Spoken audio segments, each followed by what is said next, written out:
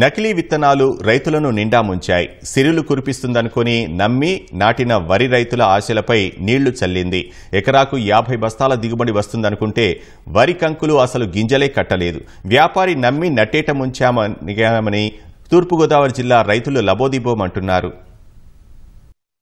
తూర్పుగోదావరి జిల్లా కోరుకొండ మండలంలో రబీలో వరి పంట విస్తారంగా సాగు చేశారు. మంచి దిగుబడి వస్తుందని చెప్పడంతో గాదరాడ, కోటి, నర్సాపురం, కణుపూరు రైతులు ఈసారి రబీలో ఆర్ఎన్ఆర్ రకం విత్తనం సాగు చేశారు. పొలం దున్నడం దగ్గర నుంచి వరి నాట్లు, ఆ తర్వాత మందులు, ఎరువుల కోసం రైతులు భారీగానే పెట్టుబడులు పెట్టారు. మంచి ఏపుగానే ఎదిగిన వరి కంకుల్లో 90% పాలు పోసే దశకు రాలేదు. ఎన్ని రోజులు ఎదురుచూసినా తాలుకంకులే పొలాల్లో దర్శనమిస్తున్నాయి. ఎకరాకు 50 బస్తాల దిగుబడి వస్తుందని ఆశించిన రైతులు ఈ తాలుకంకులు చూసి కన్నీరు పెట్టుకుంటున్నారు. సుమారు 2000 ఎకరాల్లో రైతులు ఈ రకం విత్తనం సాగు చేసి నష్టపోయారు. ఎకరాకు ₹1000 పెట్టుబడి పెడితే కనీసం 10 నుంచి 15 బస్తాల దిగుబడి వచ్చేట్లు కనిపించడం లేదని రైతులు వాపోయారు. దుబ్బుల్లో ఇన్ని పిలకలేసినా మాకు 3 ఎన్నులు పనిచేస్తున్నాయి. ఉన్న 60 పిలకలు కూడా పాలు వేసుకుంటలేదండి. పొల్లి కింద పోతుంది. షాప్ అయినా అదే వచ్చి చూస్తాం అలాగని 30 రోజులు బట్టి 45 రోజులు బట్టి మాకు కంటికి కాపాడుతాం అనేడండి. సీడ్ కంపెనీ వాళ్ళని మాకు పరిహారం అందించాలి. లేకపోతే ఒక పురుగుల మందులో మాకు గతి 25 ఎకరాలకి 12 లక్షల రూపాయలు పెట్టుబడి తెచ్చి వ్యవసాయం మీద పెట్టాలి. గంగలో పోసినట్టు ఉంది. ఇప్పుడు మా పరిష్కారం ఏంటో మాకు అర్థం కావట్లా. పొద్దున్న లేచి ఈ సేరుని చూసి మాకు కన్నీ లాగట్లా. ఏం చేయాలి మాకు అర్థం కావట్లా. కాదండి, ఇప్పుడు 10 ఎకరాలు ఊడ్చాను నేను. ఎకరానికి 10 కాటాలు వీలా కనపడుతుంది. దాని పాలు వేసుకుంటలేదు చేయను. ₹12,000 ఇమ్మంటున్నారు రైతు.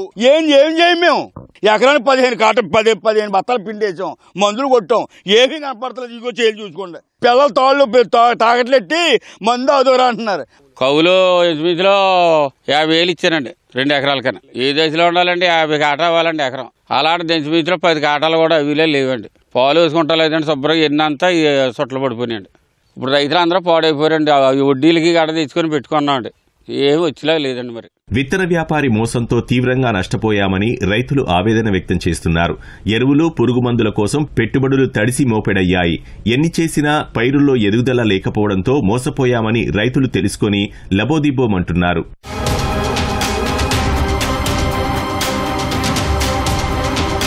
నేను 2 ఎకరాలు కౌలుగా ఉడుతున్నాను.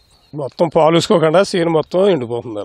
ఎకరానికి 50 కాటాలు అవ్వాల్సింది ఈ రోజున 10 కాటాలు కూడా అవడం లేదు. 50,000 పెట్టుబడి పెట్టున్నాం. అగ్రికల్చర్ ఏమో మేము ఏదో పరిష్కారం చేస్తామని అందరు ఉన్నాం. ఇప్పుడు ఇంకే సమాధానం చెప్పలేదు. తెల్లన్ని వచ్చేసి గడ్డి కర్రన్ని వచ్చేసింది. మొత్తం అంతా తేడా చేసిందండి. పాలు వేసుకోవడం మానేసి ఎన్నంతా తేడా వచ్చేసిందండి. శుభ్రం పాడైపోయిందండి. ఎకరం 50 అవుద్ది అనుకున్నది 30 కూడా 20 కూడా అవిలాగా ఆపడతలేదండి. మొత్తం రైతులంతా నష్టపోయారండి. విత్తనాల ఏజెంట్ మాకు బాగా దెబ్బేసాడు. మొత్తం పాలు పోసుకుంటలేదండి. ఈనిందల్లా కూడా తెల్లని వచ్చేస్తుందండి. ఏజెంట్ మాకు తగిన నష్టపరిహారం ఇవ్వాలని కోరుతున్నాం.